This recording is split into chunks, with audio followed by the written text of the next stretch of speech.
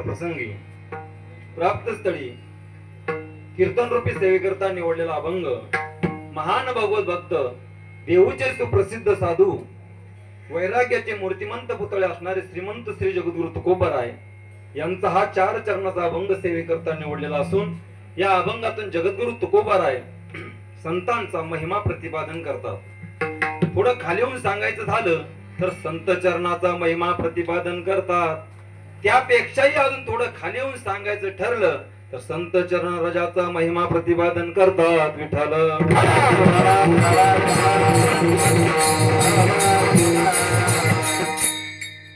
उर्वरित 1 तासामध्ये आपल्याला अभंगावरती चिंतन करायचंच आहे, परंतु तत्पूर्वी शास्त्राने वक्त्याला काही दंडक घालून दिले आहेत। कारण या जगामध्ये प्रत्येक गोष्टीला काही ना काही नियम आहेत। मग एवढं मोठं भाषण हे समाजाच्या समोर मांडायचं म्हणजे त्याला काही नियम नसेल तर प्रत्येकाला नियम घालून दिलेले आहेत। जसं आपण बघतो की समजा एखादा मनुष्य बँकेमध्ये गेला आणि बँकेमध्ये गेल्यानंतर त्यानं चेक घेतला, या बँकेतून चेक घेतला आणि समोरच नुसता रस्ता आडवा होता, समोरच्या बँकेमध्ये गेला आणि तो चेक त्या ठिकाणी दिला आणि म्हटला की द्या पैसे। आता चेक दिल्याबरोबर त्याला पैसे मिळतील का? त्याला काहीतरी प्रोसिजर आहे, पण तो ऐका ना, तो म्हणायला लागला नाही पैसे द्या। साहेब म्हटले अरे बाबा काहीतरी प्रोसिजर आहे। तो म्हटला कशाची प्रोसिजर? पैशाच्या गड्ड्या दिसून राहिल्या, तिथं पैसे द्यायला अडचण काय? मग त्यानं सांगितलं, साहेबांनी त्याला समजून सांगितलं की बाबा समजा तुम्ही शेतामध्ये जाता। तो म्हटला जाता काय, रोजच जात असतो। तर असं म्हटल्यानंतर म्हटले मग तुम्ही शेतामध्ये जात असताना तुमच्या शेताचा रस्ता स्मशानामधून आहे। मग स्मशानामधून जात असताना, शेतामध्ये जात असताना ज्यावेळेस तुम्ही स्मशानामध्ये जाता आणि स्मशानामध्ये गेल्यानंतर तुम्हाला त्या ठिकाणी कच दिशे अटॅक आला आणि तुम्ही गेले।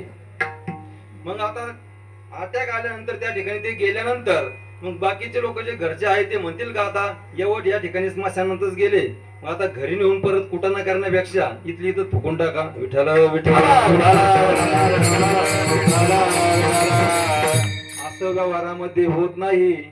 त्याला घरी नेल्या जाईल आणि मग घरी नेल्यानंतर त्याच्या सर्व आप्तेष्ट नातेवाईकांना फोन केला जाईल, त्याच्या मुलीला फोन लावला जाईल। सर्व आल्यानंतर शास्त्राने सांगितल्याप्रमाणे त्याची तिरडी बांधल्या जाईल। तिरडी बांधल्यानंतर त्याला त्याच्यावरती ठेवलं जाईल। मग पुढे ज्यांनी खांदा द्यायचा त्यांनी पुढे खांदा द्यायचा, ज्यांनी पाठीमागे खांदा द्यायचा त्यांनी पाठीमागे खांदा द्यायचा आणि अशा पद्धतीने त्याला उचलल्या जाईल। आणि मग त्या ठिकाणी नेल्या जाईल आणि नेत असताना राम बोलो भाई राम बोलो, तुमच्याकडे काय म्हणतात राम नाम सत्य, म्हणजे असं या पद्धतीने त्याला स्मशानामध्ये नेलं जाईल. त्या ठिकाणी त्याला त्याची चिता रचल्या जाईल आणि मग त्या ठिकाणी त्याला त्या ठिकाणी अग्नी दिल्या जाईल. ही जशी व्यवहारामध्ये प्रोसेस आहे असं सांगितल्यानंतर तो म्हणला हे आपल्याला पटलं. विठ्ठल म्हणजे माणूस नुसता मेला जाळायचं असलं तरी त्या ठिकाणी पद्धत आहे, किंवा अनेक म्हणजे व्यवहारामध्ये प्रत्येक गोष्टीला काही ना काही नियम आहेत. तसं या ठिकाणी वक्त्यालाही शास्त्राने काही नियम घालून दिले आहेत. वक्त हो यद संवदेत तच्चतुर्विधम विभज्य संवदेत प्रथमं प्रतिज्ञेंच द्वितीयं उपोद्घातञ्च तृतीयं प्रस्तावनञ्च चतुर्थं विशदीकरणञ्च. विठ्ठल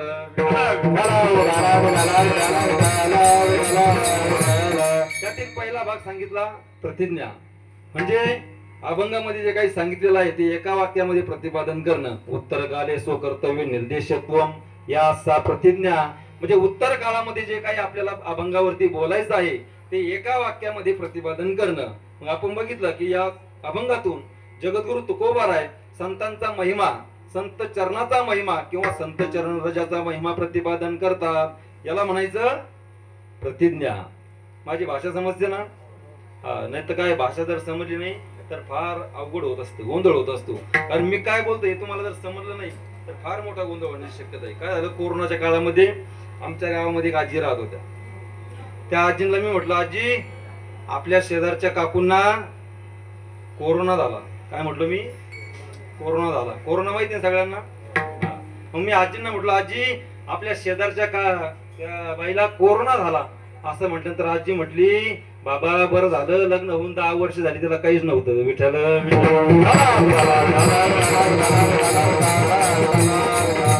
म्हणजे संवाद करत असताना एकमेकाची भाषा एकमेकाला समजली पाहिजे, बरोबर ना?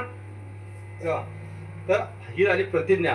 दुसरा भाग आहे उपोद्घात. उपोद्घात कशाला म्हणायचं? यत् कार्यं भवन्वा घटनस्ति तस्य कार्यस्य कारणस्य यत् प्रतिपादनम तद वक्तव्यम उपोद्घातत्वम, म्हणजे वर्तमान जे कार्य चालू आहे त्या कार्याचं कारण प्रतिपादन करणं याला शास्त्रामध्ये उपोद्घात म्हणतात. विठ्ठल आपल्या भाषेमध्ये सांगायचं झालं तर परिहार त्या ठिकाणी अशा प्रकारचं म्हणतात. मग आजचा परिहार असा आहे की आपल्या या श्री क्षेत्र मालदान या गावामध्ये चालू असलेला वर्ष 53 म्हणजे 53 वर्षापासून चालू असलेला हा भव्य दिव्य अखंड हरिनाम सप्ताह अक्षय तृतीयाच्या निमित्ताने या ठिकाणी दरवर्षी असणारे आमचे हरिभक्त पारायण परम मित्र परमार्थ स्नेही विजयजी महाराज या ठिकाणी याचं सुंदर अशा प्रकारचं नियोजन करत असतात. आणि नियोजन करत असताना या ठिकाणी कीर्तन म्हटलं की एकट्या माणसाचं काम नाही. पण एकट्या माणसाचं काम नाही हे ठीक आहे, परंतु नुसतं पैसा असून चालत नाही, त्या ठिकाणी त्याला माणसंही असावी लागतात. म्हणून या ठिकाणी मला कीर्तन करण्याची या ठिकाणी दुसऱ्या दिवसाची सेवा हरिभक्त पारायण विजय महाराज यांनी माझ्याकडे दिली.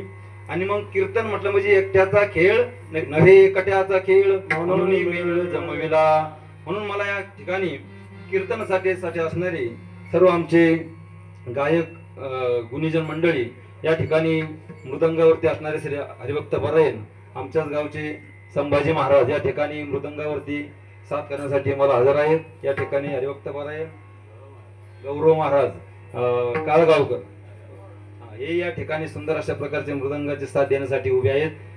त्या ठिकाणी विनेकरी असतील आमचे सूरज महाराज, आणि इकडे हे बालगोपाळ आमचे पाटील महाराज आहे की नाही पोतलेचे, हे या ठिकाणी थेट बुलढाण्यावरून आले. विठ्ठल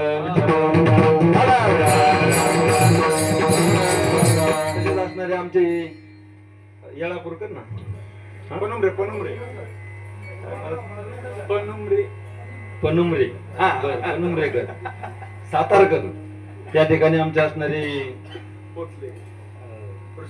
ऋषी महाराज, त्या ठिकाणी गायनाचार्य असणारे आमचे सचिन महाराज, तसे सर्व भजनी मंडळी शंकर महाराज आहेत. या ठिकाणी आमचे शिवाजी महाराज आहेत, इकडे चौकदार आहेत, सर्व पाठीमागे आता सर्व परिचयाचे फक्त माझं नाव लक्षात राहत नाही.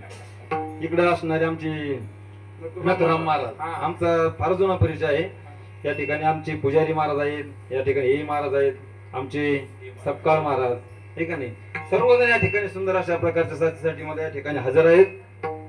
म्हणून कीर्तन म्हटलं म्हणजे या सर्वांच्या सहकार्याने आपल्याला या ठिकाणी कीर्तन पार पाडायचं. आणि काय झालंय, मागच्या महिन्यामध्ये मी आलो होतो इकडं, आपलं पोटा पाहण्याचं बघायला आलो होतो. तर त्यावेळेस असताना 3 पारायणं झाली. 3 पारायणं झाली महाराज, माझा आवाज गेलेला आहे. त्याच्यामुळे आता तुमच्या सर्वांच्या साथीनं मी या ठिकाणी कीर्तन सादर करणार आहे. विठ्ठल म्हणून सुंदर अशा प्रकारचे या ठिकाणी विजय महाराजांनी नियोजन केलेलं आहे.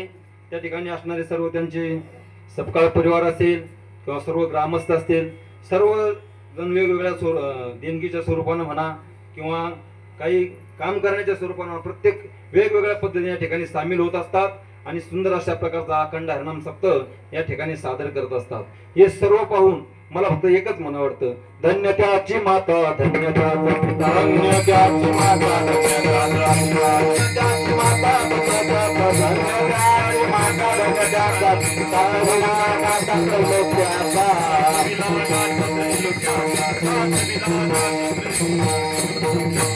धन्य त्याची माता, धन्य त्याचा पिता, साठविला दाता त्रैलोक्याचा. खरंच महाराज, हे पंढरीचा भगवान परमात्मा कोणाच्याही घरी येत नाही, आहे का नाही? ज्याच्या देवाला घरा त्याच्या संसारा पडीची राहा. आता विजय महाराज जर बघितलं तर त्यांनी एवढ्या पैशात असा बंगला उभा केला असता का तळमावळ्यातून दिसला असता. विठ्ठल परंतु सर्व काही असेल ते देवासाठी आणि पंढरीचं दैवत या ठिकाणी हजर राहिलं. विठ्ठल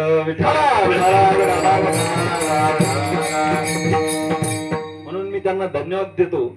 आणि धन्यवाद देत असताना धन्य त्याची माता, धन्य त्याचा पिता, आमच्या संस्कृतीची परंपराच आहे की ज्यावेळेस एखादा मुलगा काही कर्तृत्व करतो, काही शौर्य गाजवतो, त्यावेळेस धन्यता त्याला न देता त्याच्या माता पित्यांना दिली जाते. विठ्ठल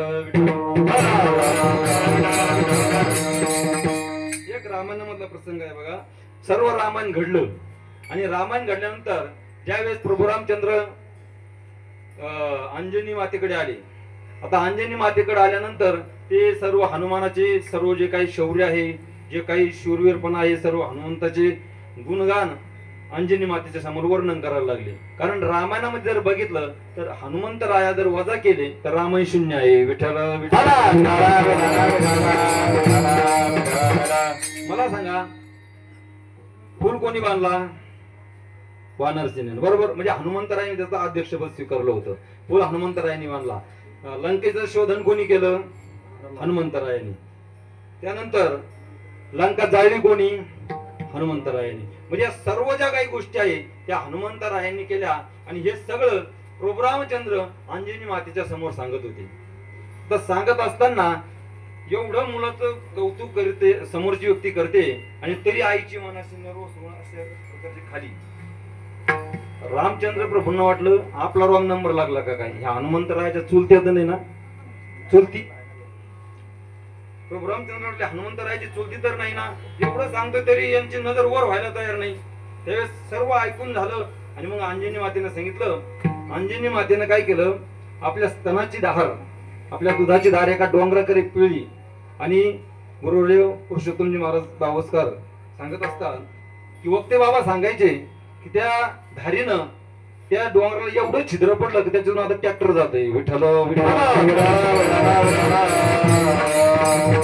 म्हणजे मला सांगायचा भाग की अंजनी मातेनं सांगितलं रामप्रभूंना की प्रभू हा असं दूध प्याला म्हणून त्यानं पराक्रम केला. विठ्ठल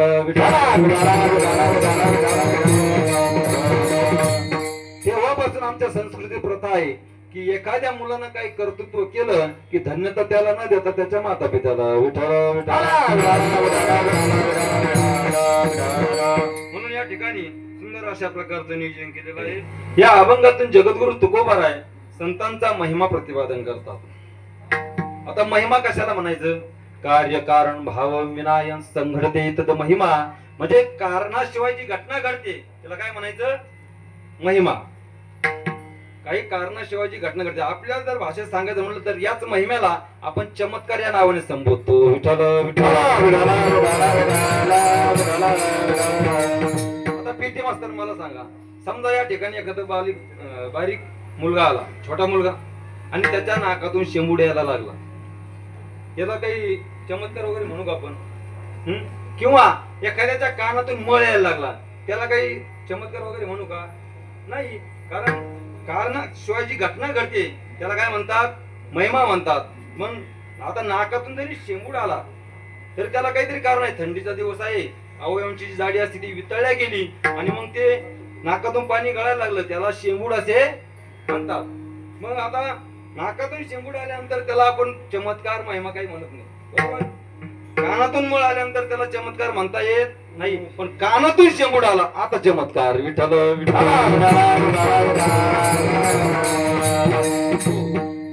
किंवा आपण बोलतो आता बोलत असताना आपल्याला काही विशेष आहे का? आपण बोलतो किंवा मी बोलल्यानंतर तुम्ही माझ्या प्रश्नाचे उत्तर देता, यामध्ये काही चमत्कार आहे का?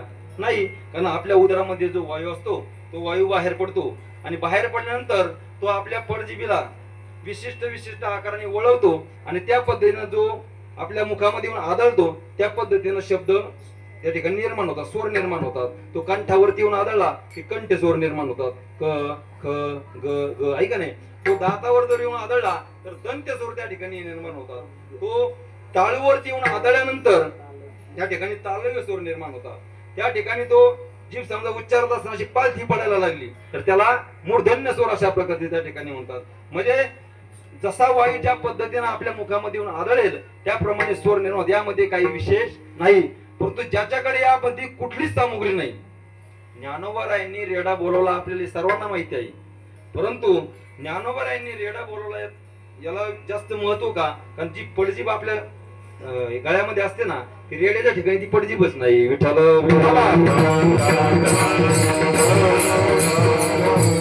म्हणून संतांनी जर कृपा केली तर त्या ठिकाणी रेडा बोलतो हे संतांचं त्या ठिकाणी महिमा अशा प्रकारचा आहे. किंवा संतांचा महिमा प्रतिपादन करत असताना एवढा सहज आणि शक्य नाही, ठीक आहे. कारण संतांना देण्यासारखी उपमा त्या जगामध्ये नाही. काय उपमा देऊ शकतो आपण संतांना? काहीच नाही. तर संतांना उपमा देत असताना कुठली उपमा लागू होत नाही. परंतु जरी आपल्याला जर लईच काय म्हणतात ना त्याला लईच हाऊस जर असली ना संतांना उपमा द्यायची तर आपण उपमा तर देऊ शकत नाही, म्हणजे शब्द तर त्या ठिकाणी चालतच नाही. परंतु जर सांगायचंच म्हणलं तर अनन्वय अलंकाराच्या द्वारा आपण संतांचं वर्णन करू शकतो. कारण उपमा देत असताना नाथ महाराजांनी एका ठिकाणी संतांना उपमा दिली बघा. संता माय बाप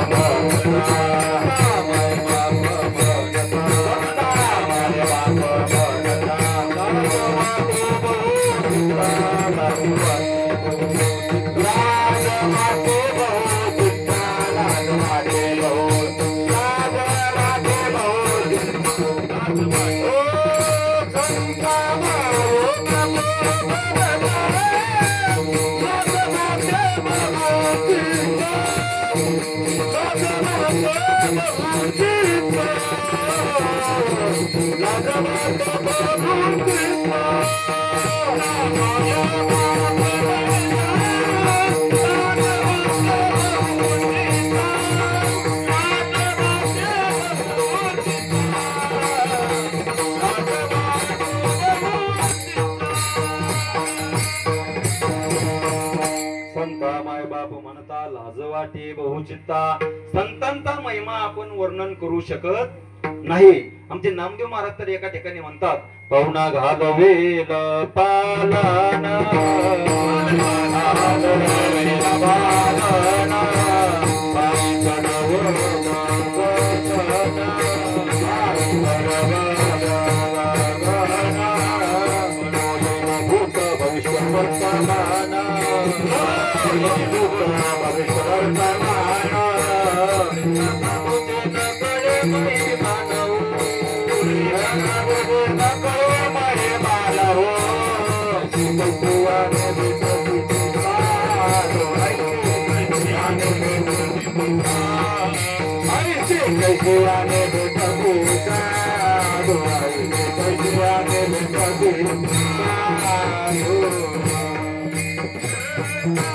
पाहुणा घालवेल पाला. नामदेव महाराज म्हणतात की वाऱ्यावरती झूल घालता येईल, पायी चढवेल गगन.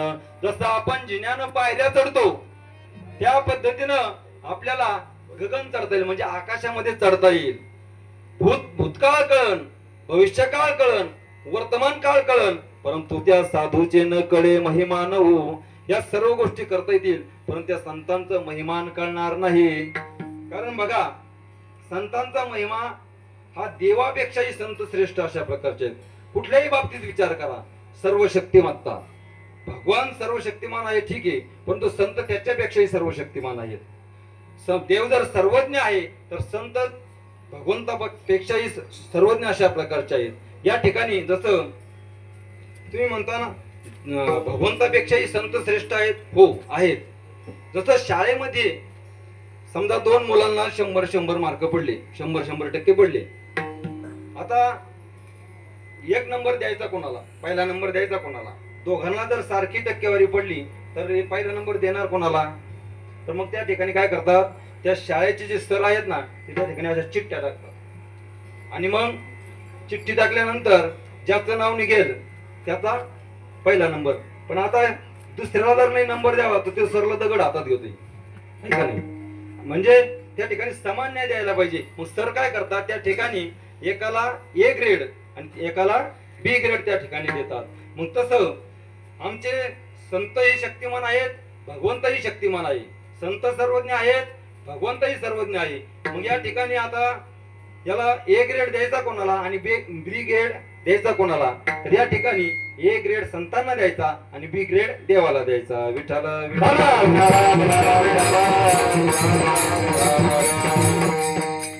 कारण या B ग्रेडला शास्त्रामध्ये कल्प अशा प्रकारचं म्हणतात. भगवंत जर संत जर सर्व शक्तिमान आहेत तर भगवंत कसा आहे, सर्व शक्तिमान कल्प अशा प्रकारचा आहे. संत जर सर्वज्ञ आहेत तर भगवंत सर्वज्ञ कल्प अशा प्रकारचा आहे. तो कल्प शब्द विसरू नका, हा आपल्याला देवाला चिटकून द्यायचा आहे. विठ्ठल विठ्ठल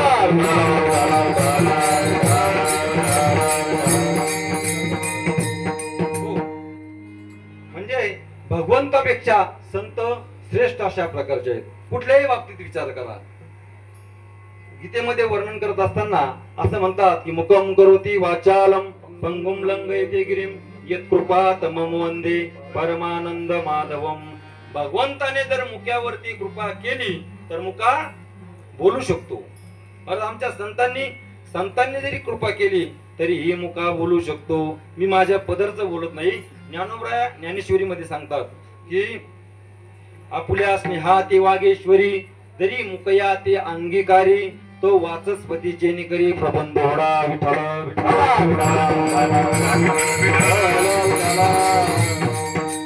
भगवंताने कृपा केली तर मुका बोलू शकतो. आमच्या साधू संतांनी जर कृपा केली तर तरीही मुका बोलतो. मुका साधं बोलत नाही, तो शास्त्र बोलतो. साधं शास्त्र बोलत नाही. देवांचे गुरु असणारे बृहस्पती त्यांच्याशी पैज लावण्याची म्हणजे होड लावण्याची तयारी त्याच्या ठिकाणी येते. एवढी संतांची कृपा महान अशा प्रकारची आहे. म्हणून भगवंतापेक्षा संत श्रेष्ठ अशा प्रकारचे आहेत. किंवा भगवंताने आपल्याला सर्वांना माहिती आहे की गोकुळामध्ये ज्यावेळेस भगवंत घरामधून बाहेर आले आणि बाहेर आल्यानंतर त्यांनी त्या ठिकाणी समोरून राधा येताना दिसली. कोण दिसलं? राधा येताना दिसली. आता राधा येताना दिसल्यानंतर भगवंताने महाराज त्या राधेला पाहून इतके बोलले, राधेला पाहून भुलले हरी, बैल दुबितो नंदा घरी. राधेला पाहून महाराज भगवान श्रीकृष्ण भुलले आणि भुलल्यानंतर त्याने ते काय तुमच्याकडे काय म्हणतो धार काढण्यासाठी कासुंडी आहे का नाही, हा ती कासुंडी घेतली धार काढण्यासाठी आणि तो त्या ठिकाणी कासंडी घेऊन निघाला. पण राधेला पाहून इतका बोलला की बायला खाली जाऊन बसला. विठ्ठल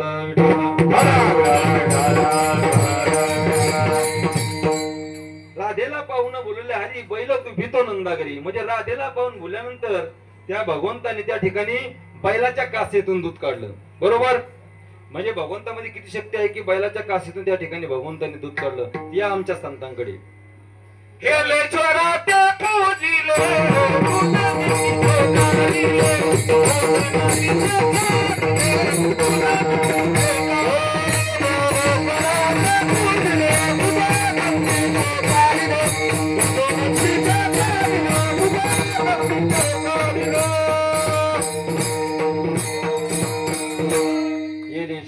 पूजली दूध नंदीचे काढिले. ज्या वेळेस तुकोबाराय वैकुंठाला गेली आणि वैकुंठाला गेल्यानंतर महाराज इकडे भागीरथी त्यांची असणारी कन्या, त्या कन्याला कळालं की बाबा वैकुंठाला गेले. भागीरथी करी धावा, बाबा गेले कोण्या गावा. महाराज भागीरथीला अत्यंत दुःख अशा प्रकारचं झालं. आणि दुःख झाल्यानंतर त्या भागीरथीनं इंद्रायणीच्या डोहामध्ये उडी टाकली. उडी टाकल्यानंतर महाराज आमच्या भगवंताने मत्स्य रूप त्या ठिकाणी धारण केलं आणि भागीरथीला त्या डोहातून बाहेर काढलं. आणि बाहेर काढल्यानंतर भागीरथीची समजूत घातली आणि त्या ठिकाणी असणाऱ्या तुकोबरायांना वैकुंठाहून भागीरथीला भेटण्यासाठी पाठवलं. आता पाठवल्यानंतर जगद्गुरु तुकोबराय आले. भागीरथीकडे आल्यानंतर भागीरथी समोर उभा राहिले. भागीरथीने सांगितलं की बाबा तुम्ही आले कसे? तुकोबराय म्हणतात की आम्ही वैकुंठावरून आलो. हे का नाही?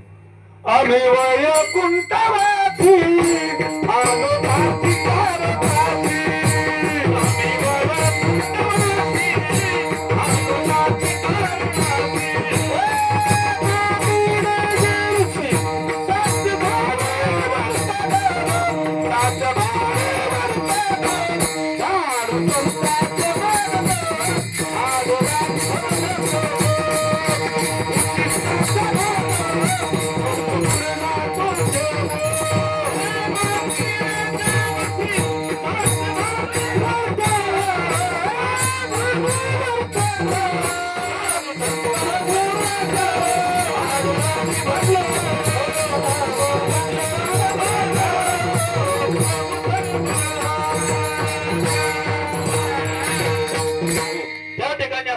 जगद्गुरु तुकोबराय वैकुंठाहून आले.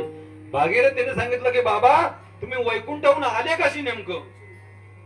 या ठिकाणून आम्ही पत्रिकेमध्ये लिहितो की आमचे अमुक अमुक वैकुंठवासी झाले. या ठिकाणून जे वैकुंठाला गेले ते परत नाही आले आणि मग तुम्ही कसे आले? त्यावेळी जगद्गुरु तुकोबरायांनी सांगितलं की भागीरथी या ठिकाणून जे जातात ते वैकुंठाला जात नाही आणि जे वैकुंठाला जातात ते परत त्या ठिकाणी जगद्गुरु तुकोबराय आले. पण या ठिकाणून जे जातात ना ते वैकुंठाला जात नाहीत. काय झालं? 31st पार्टी केली 2-4 जणांनी आणि पार्टी केली. तळमावली निघत असताना मालदान फाट्यावरती ऍक्सिडेंट झाला, गचकलं आणि डायरेक्ट कुठे गेलं? वैकुंठाला. विठ्ठल विठ्ठल त्या ठिकाणी नरकात अशा प्रकारचं गेलं. आणि मग मागच्या लोकांनी 10व्याला पत्रिका छापली. तुमच्याकडे 10व्याला पत्रिका छापतात? आमच्याकडे बी छापतात. आमच्याकडे माणसं मेल्यावर जातात, तुमच्याकडं जिवंतच होईल. असो तर 10व्याच्या पत्रिकेमध्ये मागच्या लोकांनी पत्रिका छापली आणि पत्रिका त्या ठिकाणी त्याला पोहोच झाली की वैकुंठवासी अमुक अमुक पाटील त्या ठिकाणी गेले. आता पोस्टमन कोण होते मला काय माहिती नाही. पत्रिका त्या ठिकाणी पोहोच झाली. त्या ठिकाणी पत्रिका पोहोच झाली. त्यानं वाचली की त्या ठिकाणी लिहिलं होतं वैकुंठवासी. त्यानं मग त्याला बघून थोडं बरं वाटलं. मग त्यानं काय केलं? त्यानं ठरवलं की आपल्या मित्रांना कळवलं पाहिजे की आपल्याला या ठिकाणी पत्रिका पोहोचली. मग त्यानं पत्रिकेमध्ये मजकूर लिहिला आणि आपल्या मित्रांना सांगितलं की बाबा हो आम्ही आयुष्यभर जगाला धोका दिला. आम्ही आयुष्यभर जगाला धोका दिला. मेल्यावर नरकाला जाऊन पत्ता मात्र वैकुंठाचा दिला. विठ्ठल विठ्ठल.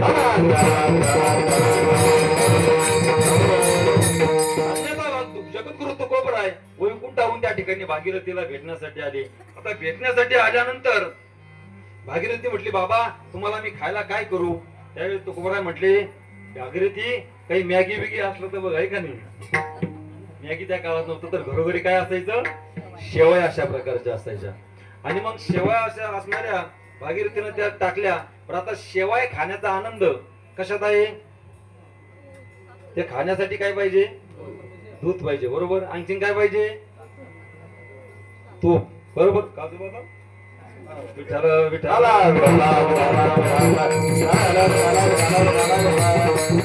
काजू बदाम खाण्यासाठी. ते काजू बदाम कशासाठी खाऊ का? ते डोकं चालण्यासाठी खातात. आता मी तुम्हाला एक प्रश्न विचारतो. 1 किलो तांदूळामध्ये किती तांदूळ असतात? किती? मोजलेच नाही सांगता येणार ना. पण बघा बदामात एवढी ताकद आहे. मी आता बदाम नाव घेतो. तुम्ही ऐकलं की नाही सर्वांनी? आता मला सांगा नुसतं बदामात नावात किती ताकद आहे बघा. 1 डझन केळीमध्ये किती केळं असतात? 12. पाणीचं नाव घेतलं तर डोकं चालत. विठ्ठल विठ्ठल. एवढी बदाम मध्ये ताकद आहे. म्हणून अशा असणाऱ्या शेवया खाण्याचा आनंद त्या ठिकाणी दूध पाहिजे. त्या ठिकाणी साखर पाहिजे. भागीरथीनं छोटासा तांब्या घेतला आणि गावामध्ये 2-4 घरी गेली दूध बघण्यासाठी, पण गावात काही पुढं पिशव्या सुद्धा भेटल्या नाही. आणि मग भागीरथी नाराज होऊन आपल्या घरी आली आणि इतक्या दिवसातून बाबा आपल्याला या ठिकाणी वैकुंठाहून भेटण्यासाठी आले, पण आपण बाबांना शेवया खात असताना त्यामध्ये दूध देऊ शकत नाही. तुकोबारायांनी सांगितलं की भागीरथी नाराज होऊ नको, घे तू तांब्या माझ्याकडे. तुकोबारायांनी तांब्या हातामध्ये घेतला आणि गावातच जवळ असणार जे एलेश्वर महादेवाचं मंदिर आहे त्या महादेवापाशी गेले. त्या महादेवाच्या दारामध्ये असणारा तो नंदी त्या ठिकाणी तो उठवला आणि एलेश्वरा ते पूजिले, दुधे नंदीचे काढिले. विठ्ठल एवढे आहे की निर्जीव नंदीच्या कासेतून दूध काढलं. विठ्ठल हो, कुठल्याही बाबतीत बघा आमच्या रामायणामध्ये रावणानं आमच्या सीता मातेला चोरून नेलं, बरोबर. सीता मातेला चोरून नेल्यानंतर त्या ठिकाणी रावण एक दिवस असा निराश अशा प्रकारचा बसलेला होता. मंदोदरीने विचारलं की काहो मालक, एवढे नर्वस का बसले तुम्ही, एवढे नाराज का झाले.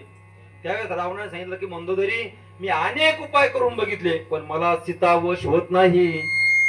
असं म्हटल्यानंतर मंदोदरीने सांगितलं विठ्ठल विठ्ठल. मंदोदरीने सांगितलं की स्वामी काळजी करू नका, तुमच्याकडे एक विद्या आहे, त्या विद्येचं नाव आहे मायावी विद्या. ती मायावी विद्यानं तुम्ही काय करा, प्रभू रामचंद्रांचं रूप धारण करा आणि रूप धारण केल्यानंतर तुम्हाला त्या ठिकाणी सीता वश अशा प्रकारची होईल. असं म्हटल्यानंतर महाराज रावण हसायला लागला.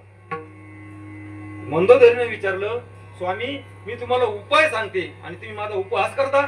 त्यावेळेस रावणाने सांगितलं मंदोदरी, अगं तो उपाय मी करून बघितला, पण खरं सांगू ज्यावेळेस मी रामाचं रूप धारण करतो ना त्यावेळेस माझ्या अंतःकरणामध्ये सीतेची इच्छाच राहत नाही. विठ्ठल विठ्ठल.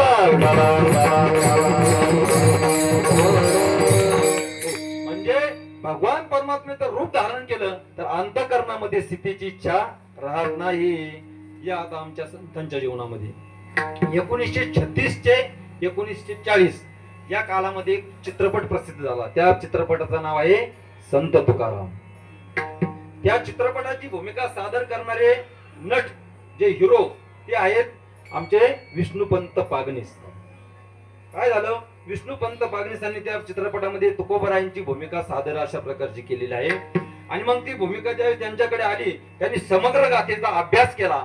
त्या अभ्यास करत असताना त्यातून त्यांना इतकं म्हणजे ते चित्रपट त्यांच्या मनावरती जे तुकोबारायांचा गाथा भावला की चित्रपट इतका गाजला की माग चित्रपट गाजला होता बघा, कोणता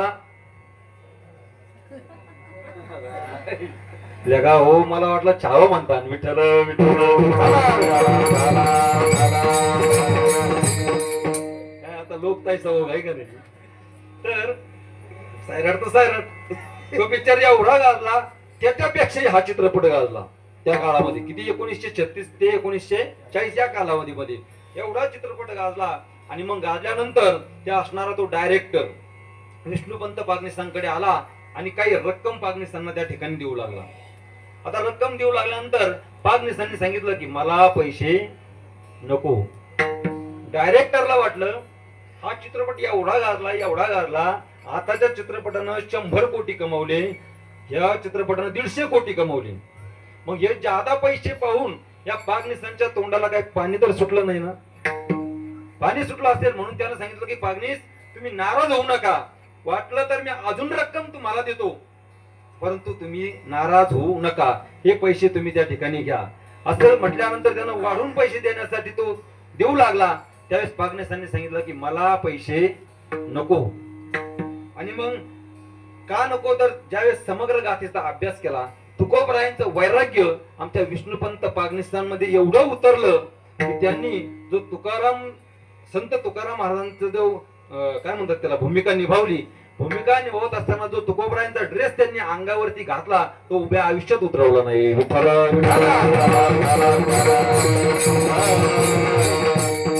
आणि त्यानंतर विष्णुपंत पागनीस हे पुन्हा प्रपंचात पडले नाही. इकडे रामाचा वेश धारण केला तर नुसती सीतेची इच्छा नाही, पण आमच्या जगद्गुरु तुकोबारायांचा जर वेश धारण केला तर पूर्ण प्रपंचाचीच आशा नाही. विठ्ठल विठ्ठल.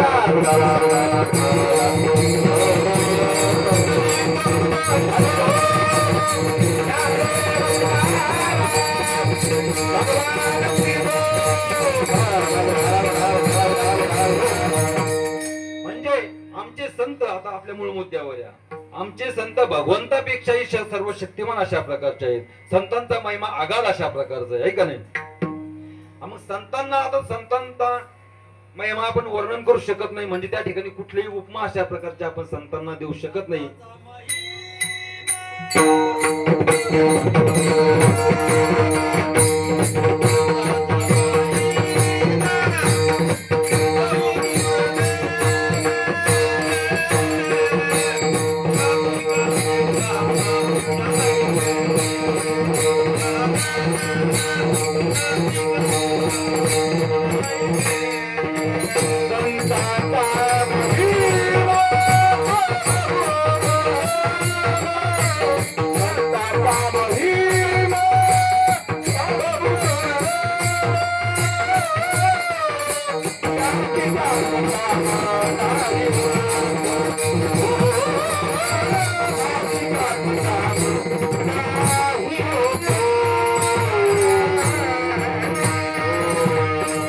सुंदर प्रमाण दिलं महाराजांनी. संतांचा महिमा तो बहु दुर्गम, शाब्दिकाचे काम नाही ते.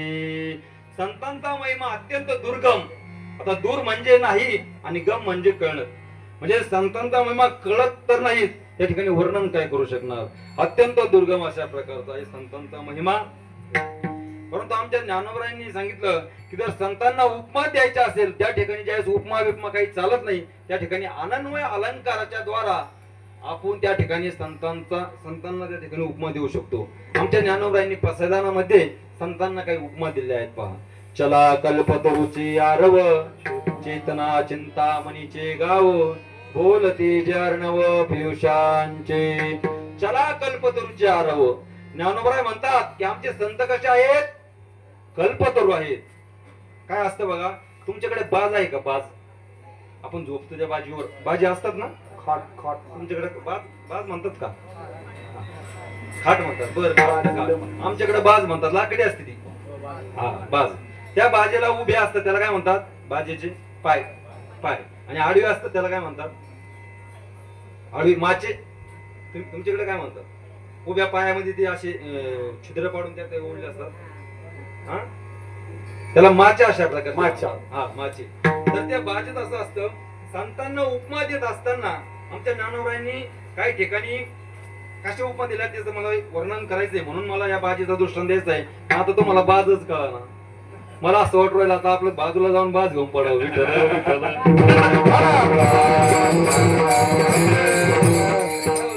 आता संभाजी महाराज बऱ्याच दिवसाची इकडे येतात. मी हे तसं 8-10 वर्षापासून येतो, पण माझ्यापेक्षा जादा येणं त्यांचं आहे.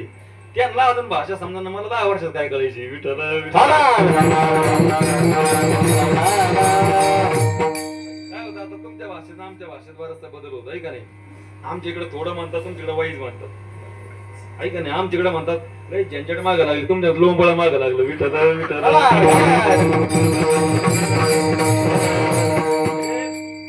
तर असं विनोदाचा भाग सोडून द्या. कसं असतं, लोक थोडे फ्रेश ठेवावं लागते भाऊजी.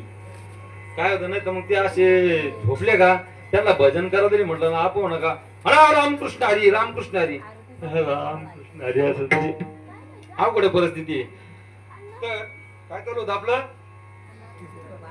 कीर्तन. हा तुम्ही म्हणता तुला कसं बोलिले तर बाज. आता बाज आहे ना, त्या बाजीला ते लाकूड ओवत असताना ते लाकूड जर समजा त्या छिद्रामध्ये जर ढिल्लं बसलं, ढिल्लं करत मोकळं जर बसलं तर काय करावं लागतं त्या ठिकाणी? सापर का? असं गोंधळ होतं. पाचर. आमच्याकडे पाचर म्हणतात, मी सापर म्हणतात. मला थोडं समजून घ्या बरं का, कारण काय मला बरंच म्हणजे भाषेचा गोंधळ होता असा. आणि कीर्तन कळलं नाही. इथं सगळी ज्ञानी मंडळी हे म्हणते हे रात्री कुठून आणलं होतं नेवाची वरून, आहे का नाही. सगळी नेवाची चव घालून टाकली असं व्हायला. विठ्ठल विठ्ठल. तर बाजेला ते लाकूड बसत असताना ते जर मोकळं बसलं तर त्या ठिकाणी त्याला चापर मारतात, बरोबर. तसं आमच्या ज्ञानोबरायांनी या ठिकाणी काही सापरी मारलेले आहेत. चला कल्पतरुचे आरव. ज्ञानोबरायांना विचारा का हो तुमचे संत कसे आहे? ज्ञानोबराय म्हटले आमचे संत कल्पतरू अशा प्रकारचे आहेत. म्हणजे जे जे मागल ते देतो तेच ना. ज्ञानोबराय म्हटले हो तोच कल्पतरू. पण ज्ञानोबराय कल्पतरू हे झाड आहे.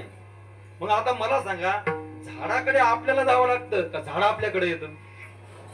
आपल्याला झाडाकडे जावं लागतं. ज्ञानोबाई म्हटले अरे उपमा कमी पडली.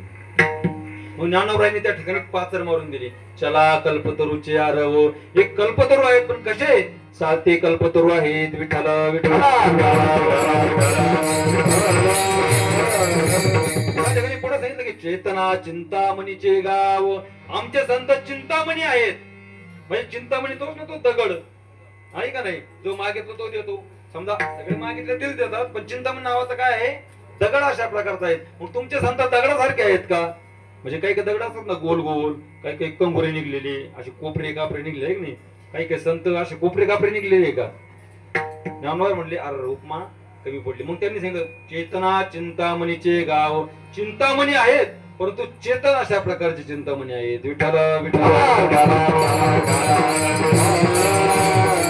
पुन्हा सांगितलं बोलते जे अर्णव पियुषांचे. आमचे संत समुद्रासारखे आहेत. समुद्रासारखे. आता समुद्र कसा आहे? त्या ठिकाणी लाटांचा खाळांग खाळांग खाळांग नुसता आवाज चढवतो. मग संत काय तसे आहे का नुसतं धिंगाणच? हा तर ज्ञानोबा म्हटले नाही, बोलते जे अर्णव पियुषांचे. हे समुद्र आहेत पण हे बोलते समुद्र आहेत. आणि समुद्राचा अजून एक गुण आहे. तो कसा असतो समुद्र? खारट अशा प्रकारचा असतो. मग तुमचे संत तसे खारट आहेत का? म्हटले खारट बिरट काही नाही. संतांना फक्त पावल्या खेळत असताना घाम आला तरच ते खारट होतात. विठ्ठल विठ्ठल. की बोलते जे अर्णव पियुषांचे म्हणजे अमृताचे अशा प्रकारचे सागर आहेत. आणि पुढच्या ओळीमध्ये चंद्रमे जे अलांचन मार्तंड जे तापहीन ते सर्व ही सदा सज्जन सोयरे होतो. आमचे संत चंद्रासारखे आहेत. आता बाजेला मोकळं बसत असल्यानंतर काय करतात? चापर मारतात. आणि ते जर फिट्ट बसत असलं तर काय करतात? त्या ठिकाणी त्याला तासावं लागतं. बरोबर ना? आमच्याकडे तेच म्हणतात तासतात. मग त्या ठिकाणी पुढच्या ओळीमध्ये ज्ञानोबरायांनी ते तासतात त्याला काय म्हणतात सचिन महाराज? तासणी का? आमच्याकडे वाकस म्हणतात. काय वाकस? पण ज्ञानोबरायांनी पुढच्या ओळीमध्ये वाकस हातामध्ये घेतला. चंद्रमे जे अलांचन. आमचे संत चंद्रासारखे आहेत परंतु चंद्राला डाग अशा प्रकारचा आहे, लांछन अशा प्रकारचा आहे की लांछन वजा करा. मग आमचे संत चंद्रासारखे आहेत. मार्तंड जे तापहीन. आमचे संत सूर्यासारखे आहेत परंतु सूर्य हा तापदायक आहे. सूर्य ताप आता आपल्याला माहिती नाही किती आहे का नाही, वरच्या खोलीत बसता वाटत नाही. विठ्ठल विठ्ठल. सूर्यातून तो ताप वजा करा. मग आमचे संत सूर्यासारखे आहेत. म्हणजे त्या ठिकाणी ज्ञानोबरायांनी उपमा देत असताना काही ठिकाणी पाचरी मारल्या आणि काही ठिकाणी त्या ठिकाणी तासलं. म्हणजे याला काय म्हणतात शास्त्रामध्ये अनन्वय अलंकार. म्हणजे डायरेक्ट उपमा देता आली नाही ना, मग अनन्वय अलंकाराच्या द्वारा अलंकार असतात बा शास्त्रामध्ये. वेगवेगळे अलंकार असतात. जसं एक अलंकार आहे बघा, त्याला आपण रूपक अलंकार म्हणतो. रूपक अलंकार म्हणजे कोणता? तर उदाहरणानं सांगायचं ठरलं तर आपल्या सर्वांच्या परिचयाचे अभंग आहे बघा. सुंदर ते ध्यान उभे विटेवरी कर कटेवरी ठेवूया तुळशी हार गळा काशे पितांबर आवडे निरंतर हेची धान मकर कुंडले तळपती श्रवणी कंठी कौस्तुभमणी विराजित तुका म्हणे माझे हेची सर्व सुख पाहिन श्रीमुख आवडीने. आता खरं सांगा मला भाऊजी, यामध्ये कुणाचं वर्णन आहे बरं या अभंगामध्ये? कुणाचं? मला थोडं ऐकायला बाहेर आहे. मी थोडं मोठ्या बोलत होता. पांडुरंगाचं बरोबर. पण पांडुरंगाचं नाव दाखवा. विठ्ठल विठ्ठल. म्हणजे वर्णन करायचं परंतु वर्णन करत असताना त्याचं नाव घ्यायचं नाही. याला त्या ठिकाणी काय म्हणतात? रूपक अलंकार अशा प्रकारचा म्हणतात. तसा यामध्ये आमच्या ज्ञानोबरायांनी अनन्वय अलंकाराच्या द्वारा अशा प्रकारच्या संतांना उपमा दिलेल्या आहेत. म्हणजे सांगायचा मुद्दा एवढाच आहे की भगवंतापेक्षाही आमचे संत श्रेष्ठ अशा प्रकारचे आहेत.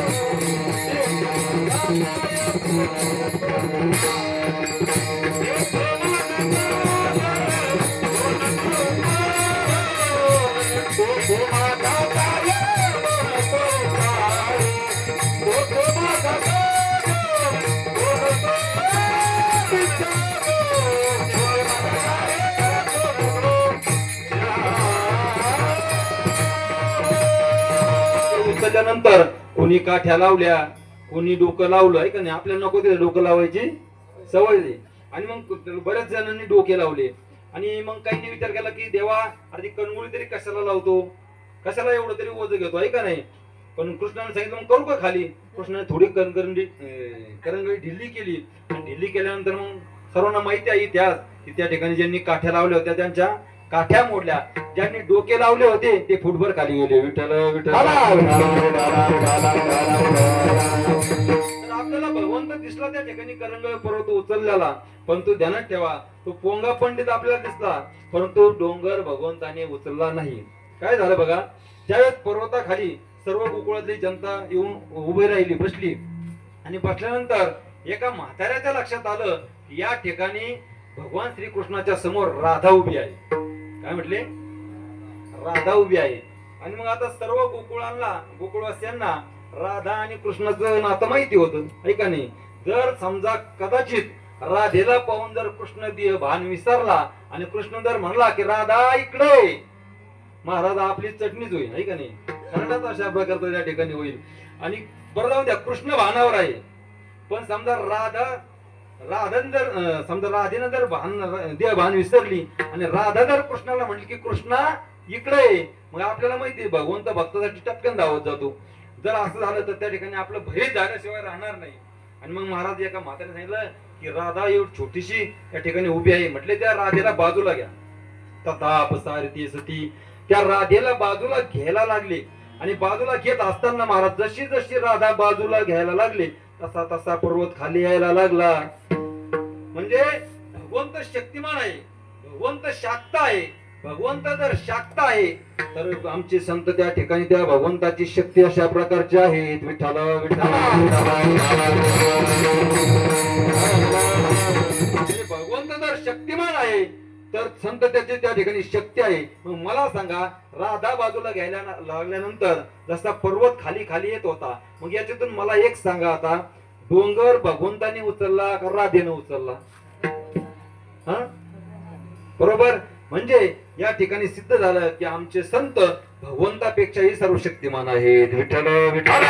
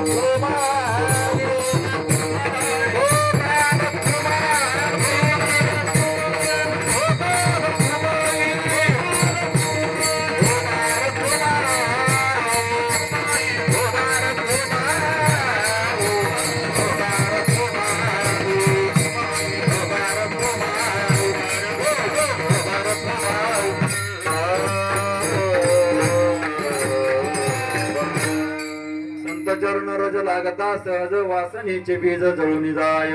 संतांच्या चरणाचा स्पर्श झाला तर काय होतं, वासनेचे बीज जळून जाय.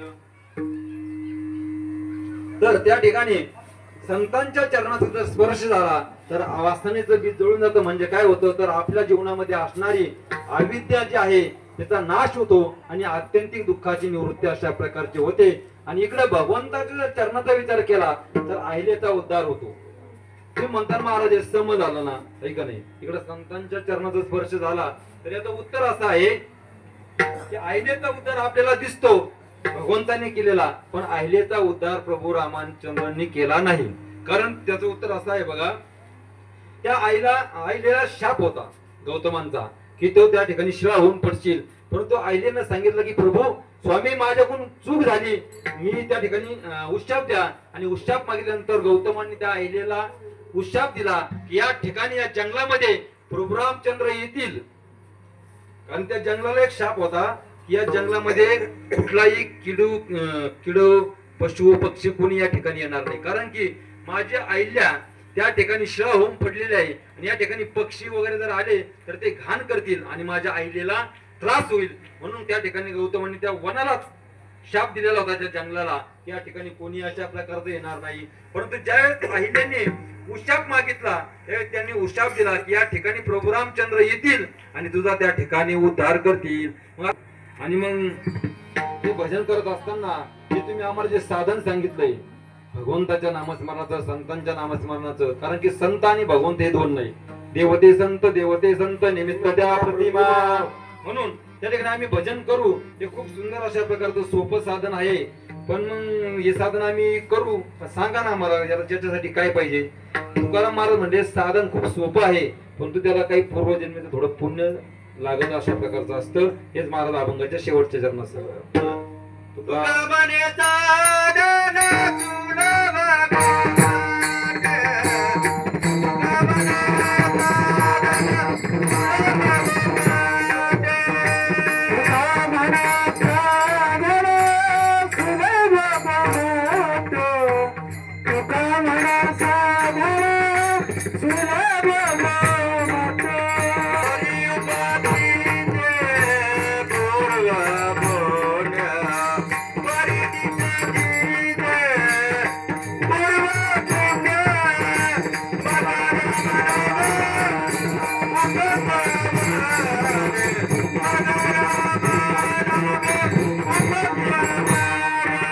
जरूर